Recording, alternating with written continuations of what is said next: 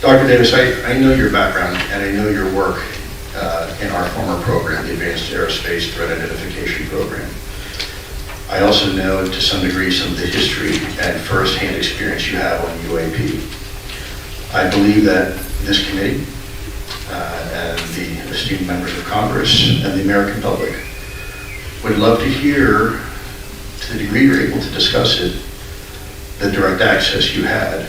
For those who don't know, Dr. Davis was, and I'll let him answer this, it was submitted into the matter of record for Congress a couple years ago, the Wilson Davis memo. It was alleged that he was the author of it. And if you don't know what that is, I encourage you to look it up. It has been entered as a matter of public record in the congressional record, and it is extremely significant. This is the man. I won't say he did or he didn't, I'll let him tell you, who authored that potentially. And furthermore, I know has had involvement in the UAP program, specifically from a crash retrieval perspective. Now, I'm going to be mindful here. Dr. Davis, please be careful of security classification, but do you mind sharing, to the degree you're comfortable with, your involvement with information related to crash retrievals and your experience? Sure. No, good. Thank you. I'm an astrophysicist and also what Mark Jones at NASA and I call a breakthrough propulsion physicist. We worked on breakthrough propulsion together from 1996 to 2002, and then we continued after that to develop a book that we published through the AIAA Press in 2009, Frontiers of Propulsion Science. So my background is in advanced deep space and interstellar spaceflight, mostly faster than light propulsion through the use of general relativity theory and quantum field theory, as well as advanced nuclear propulsion like nuclear fission and nuclear fusion. And beamed energy propulsion, which I worked on as a principal investigator for the Air Force Research Lab at Edwards Air Force Base. So I've got quite a broad background. And I began my work in UFOs, or UAP, starting in 1996. When Robert Bigelow hired me to work for him as his director of aerospace physics and astrophysics at the National Institute for Discovery Science.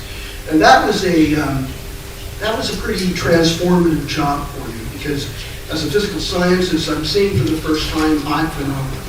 I'm investigating it using forensic science techniques in the field, interviewing witnesses, collecting data. And I have a team of colleagues on the staff that I work with, also PhDs. And we have a world-class science advisory board, which my former boss in Austin helped put off. Was on the board of directors, was on that science advisory board, and was the last chairman of that board, actually.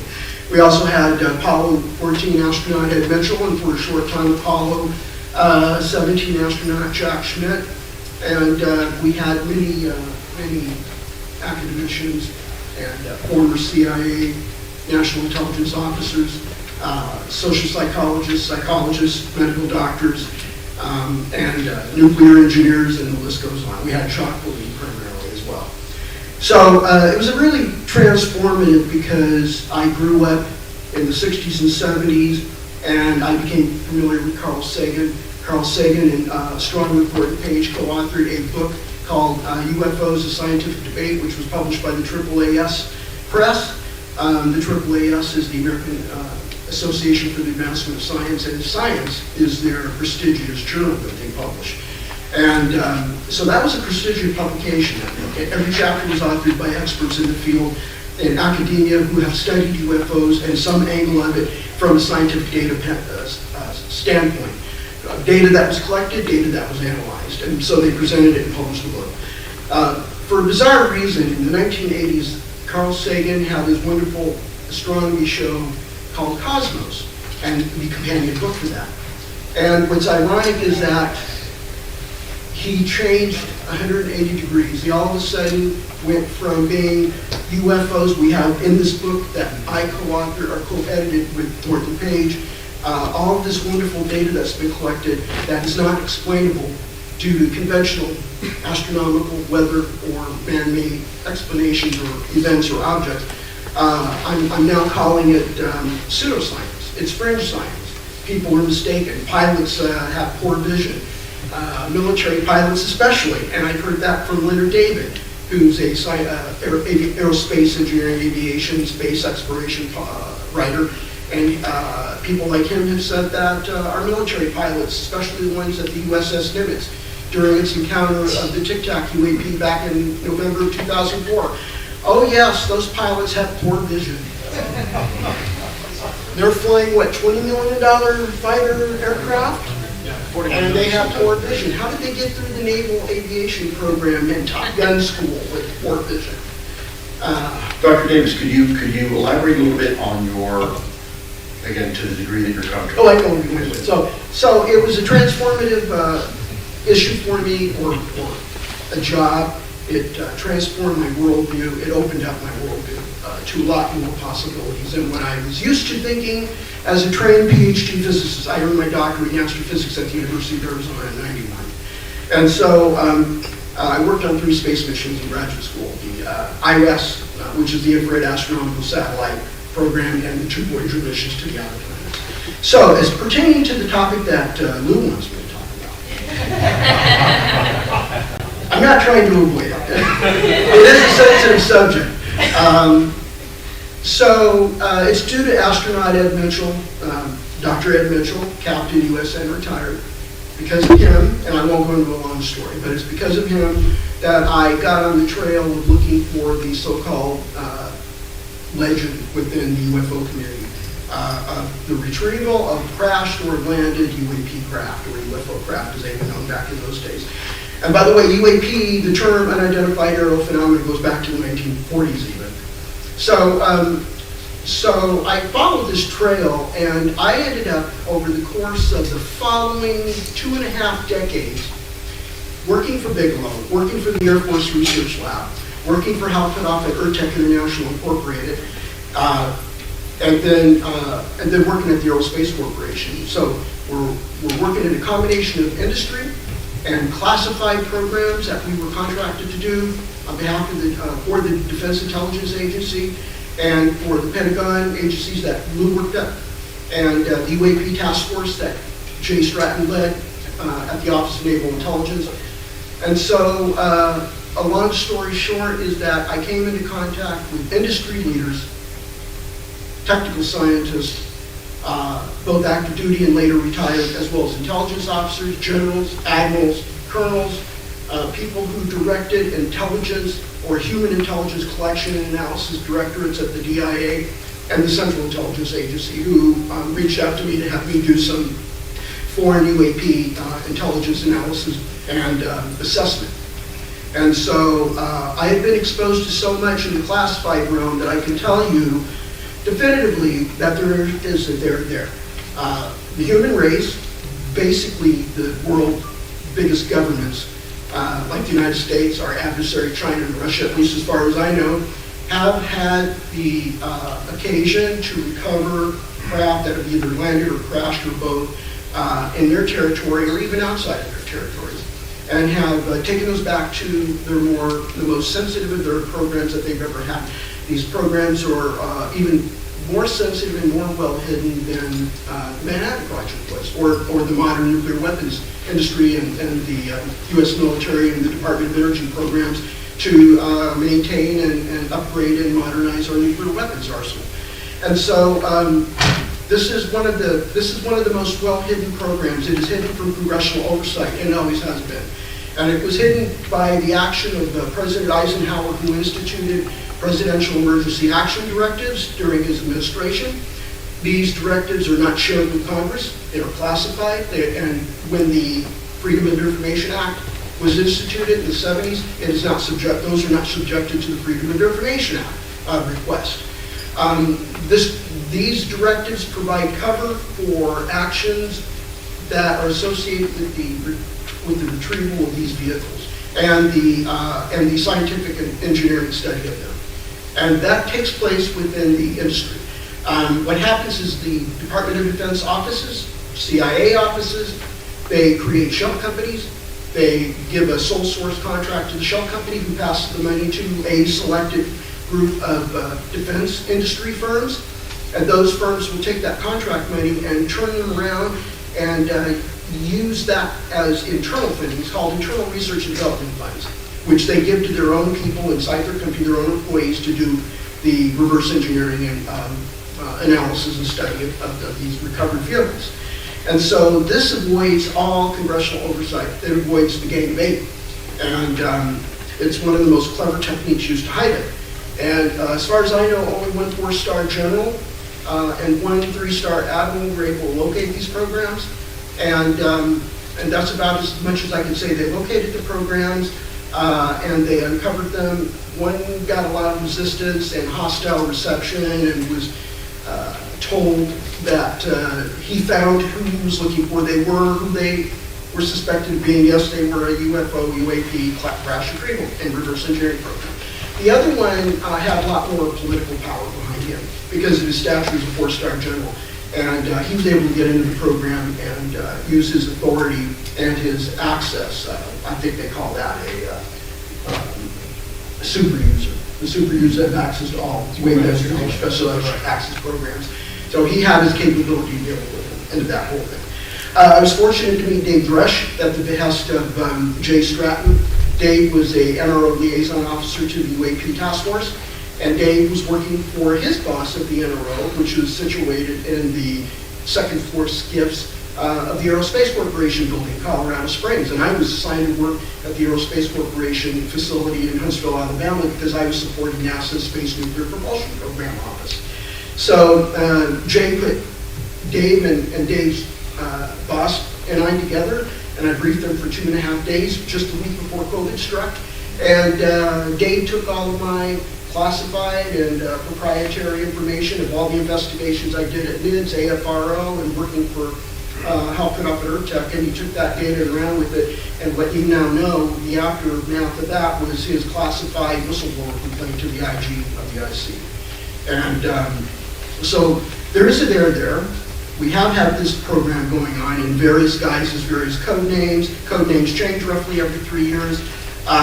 They often shift around due to major office and programmatic reorganizations from presidential administration, or maybe every 5 to 10 years in some cases. And so these things are very old. They come in and they've gone, but they're still around. And the amount of money that's been involved, I would say since the beginning in 1944 with the first recovery in Italy, of the U.S. Army's recovery of the craft that crashed in Italy back in 1933. The United States Army, when it invaded Italy and pushed the Third Reich out, they were able to recover that craft and bring it back to Wright Airfield. And all of the crash retrievals that have taken place generally on land have gone to Wright Airfield. The majority of the crash retrievals or recoveries of whatever situation it was take place in the maritime environment. And I'm not sure where that is going. I think they're probably also going to were in those days Wright Airfield. I don't know where they're going today though, because I've only worked on the legacy history of this part of it up until about the early 2010s. And ever since the end of the OSAP and the ATIP, I don't know where those operations are going on these days. So I think that's about it. Is that If there was a question I would always ask, and I'll just say this really easily. Leslie Keene and Ralph Blumenthal asked me this for an interview I gave them in July of 2020 for the New York Times article that they published. They interviewed Lou and former Senate Majority Leader Harry Reid. I think Harry was already retired then, wasn't he? Yeah. Okay, so I said basically my interface with the leadership at the industry, which were a number of individuals, is the following. The craft that have been recovered are not of this earth. They're not made by human hands. They are not from this planet. They are not human. They are an alien technology, whatever the word alien means. Are they extraterrestrial? We don't know. We don't know. What motives do they have? Well, we need anthropologists and social psychologists and philosophers to figure that out because they haven't communicated that to us. So physicists like me and Avi, we cannot answer questions like motive. We just need to take data. We call it measurements and signals intelligence in the intelligence industry. And Avi I support 1,000% because we need him to do what he needs to do. UAPX is another group from the University of Albany in Albany, New York. They're doing that as well. And there are other groups out there building up their own sensor suites to try to scan the sky full-time, 24/7, to look for something that's high, and definitely not weather, definitely not an aircraft, definitely not a kid's little quadcopter. Greg, I know one of the representatives is very short on time, but there's a question I'd like to ask in her presence. The question goes to Dr. Davis.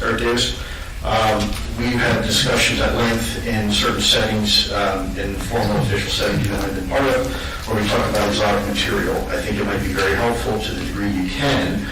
Can you please explain what makes exotic material that has been recovered from the U.S. government exotic? What makes it different from atomically and chemically? It's actually a very simple answer. It's the way it's fabricated. It's the way it's fabricated. That's what makes it exotic. It's not a new element that's never been discovered and placed on the periodic table of elements. No. The materials are in the periodic tables. They're either radioactive isotopes that we already know of, or they're any of the other non-radioactive, non-actinide elements on the table. It's just the combination of the materials is unusual.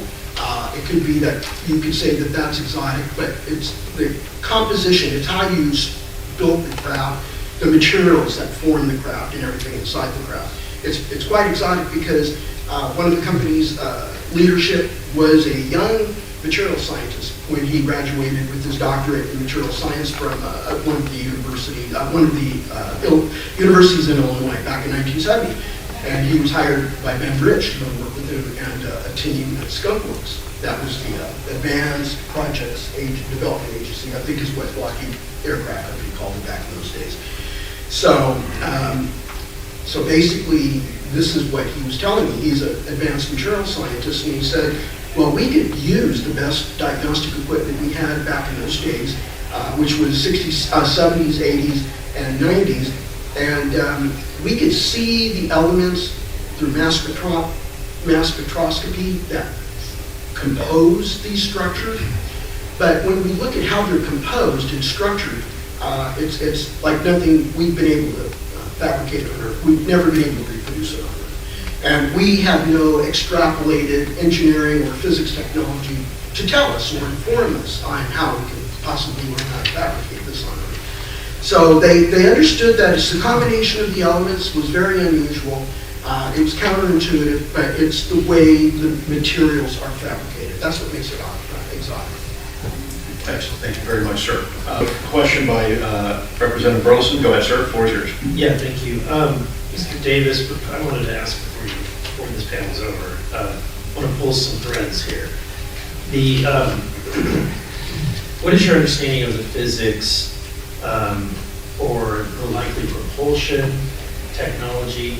What is your assessment of what the capabilities are and how it's being achieved? And then also, I want to ask about materials and energy as well.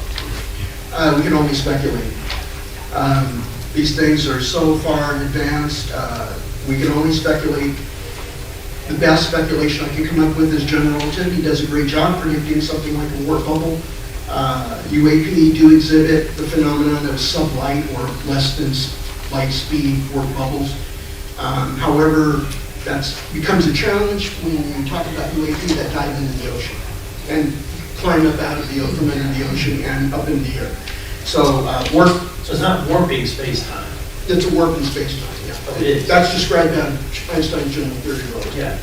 And so the problem is It doesn't gravity warps space-time. That's right. Right. Yeah. So these objects are changing space-time around them. Yeah. They have a thin shell of energy, and the type of energy would have to be negative energy density, and it would be consistent with the type of energy density that you can create in the quantum vacuum. And examples of that are the Casimir cavity that has a little vacuum region that's bound by the two plates of the cavity. There's also squeeze states of light where that's a laser beam where you're going to take some part of the canonical noise fluctuations from out of that part of the beam you're not interested in and pile it up elsewhere in the phase space, and this is getting really technical. So, so I'll just kind of keep it this way. You're going to take the quantum vacuum fluctuations that we know as quantum noise, shot noise, and laser beams. You're going to pile it up somewhere else in an area you're not interested in measuring. And you only want to measure the amplitude of that beam. And at that point, when you take the quantum vacuum fluctuations out of that amplitude, that energy density goes negative. And the energy density is the square of the amplitude. So that goes negative. And that's an example of negative energy. The mass of the Earth creates space-time curvature. If it was, I'm sorry. Oh, I was going to say, so that space-time curvature, which we feel is the force of gravity on the surface of the Earth, drags down quantum vacuum fluctuations of the quantum fields that are out in space near the Earth, in the vicinity of the Earth. And that energy density happens to be negative. And so this is an example of theoretically predicted astronomical sources of negative energy as well as laboratory sources of negative energy. So that's what you would need to build a workload. And that's what you would need to build construct a shell. Just a brief comment of clarification. We have two pillars of modern physics, quantum mechanics and Einstein's theory of gravity, which is curvature of space-time. Right. We don't have a reliable theory that combines That's right. quantum gravity. So what we are hearing is speculation. We do not have the knowledge to figure out if you can create curvature of space-time out of negative energy density because we have never mastered this technology. We don't have an understanding of that. So it's possible that, a millennium from now we'll have those quantum gravity engineers. That's possible. Currently, we're just like too primitive technologically to figure it out.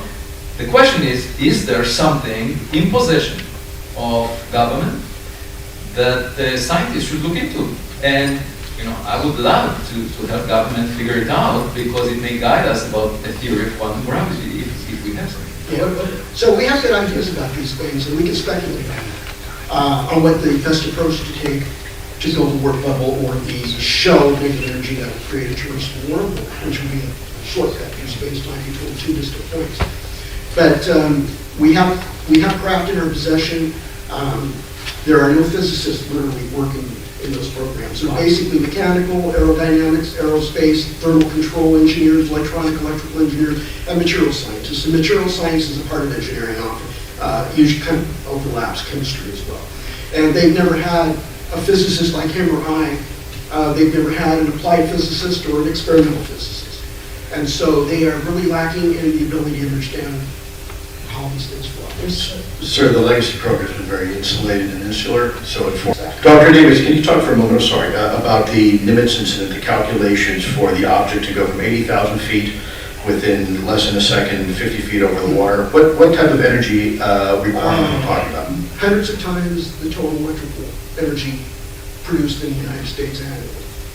That's the kind of energy that is representative of the observed features and performances of UAP craft, especially the Tic Tac that the Nimitz encountered in November of 2004. And so it's hundreds and hundreds of times what the United States produces annually in electrical power. And so that compares really well with interstellar spacecraft that would travel relativistic or ultra-relativistic being anywhere from 90 to 99% the speed of light. The energy is astronomically huge. So these craft, I don't have the security clearances I need to know to get access to the technical details, but I am made to understand that the craft are consistent in size with the Tic Tac, even double in size of the Tic Tac. That would be up to about 100 feet long by 50 feet diameter of that type. Boomerang-shaped craft, arrow-shaped craft, triangular-shaped craft, and so forth. The biggest ones that have been observed, especially that we investigated at NIDS in 1999, involving Scott Air Force Base. That one was a 600-foot long craft, and it was about roughly 100 feet tall. And so they don't have possession of craft like that. I've never been told that. It's usually the more manned scale. So they couldn't move. Yeah. So we might be able to. Yeah, so we can only speculate. I know Jim Kasky wrote in his book, I don't remember the title of it, but anyway, it was cooperative with Colin Kelleher, who I worked with at NIDS, and George Knapp of KLAS TV in Las Vegas. And so Jim mentioned, and Jim was the program manager for the AAS, the OSAP, the AAS WAP, I think it was. And so basically he described in his book, somebody, I don't know if it was him because he never, I think he said it was him, went inside one of these craft that he had access to, and they couldn't recognize any propulsion or power devices or systems inside the craft. It was completely unusual. Travis Taylor and I have speculated that possibly they're teleporting energy from a remote, distant location where the energy is produced and it's teleported to the craft. And that's how the craft can move around without having to carry propellant or a rocket engine or an advanced warp drive engine on it. That's one possibility that we've speculated on. On the material, so what you have me thinking is carbon can take multiple forms, Mhm. right? And are you saying that that is the same with other material, other elements? The way in which what we found is different forms of these elements that we have. It would be different alloys, it'd be different combinations of the elements. And isotopic ratios as well, correct? Yeah. So you're going to have a variety of whatever structural part of this that came off of the UAP, and I don't know because I didn't have wave gun knowledge SAP access. I only had TSSCI. So at the SCI level, I was informed that there would be combinations of elements from the periodic table, combinations of their isotopes. So you have a variety of elements as they naturally occur, or some isotopes of them mixed together in a certain way, and then they're structurally built in a very unusual way that even today we have no equivalent or analog to. So this is about as much as I was given information at an SCI level. And then, do you have, or can you comment on whatever species have been piloting these craft? How are they large? Are they multiple species? Are they like what is their size, and how many are usually on a craft? They're typically the multiple species. People are familiar with the Greys, the Nordics.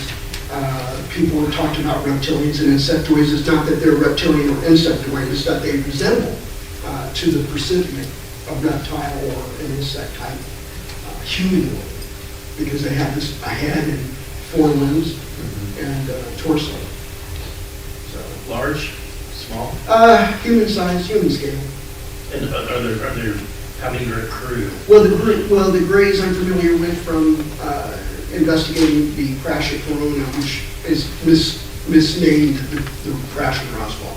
It's not the crash in Roswell, it's the crash in Corona, New Mexico. Those were Greys, those were 4 foot tall. And the Nordics are typically human size, probably, actually 5-6 feet tall. And same with the people who mislabel reptilian and insectoid, they're roughly that height too. I haven't heard anything about anything 7 or 8 feet or 9 feet tall of that nature. So, dinner and a shot. Folks, what we're going to do here for time. I think I stepped out at the wrong time. We are going to take a 3-minute break for a change here of the panel.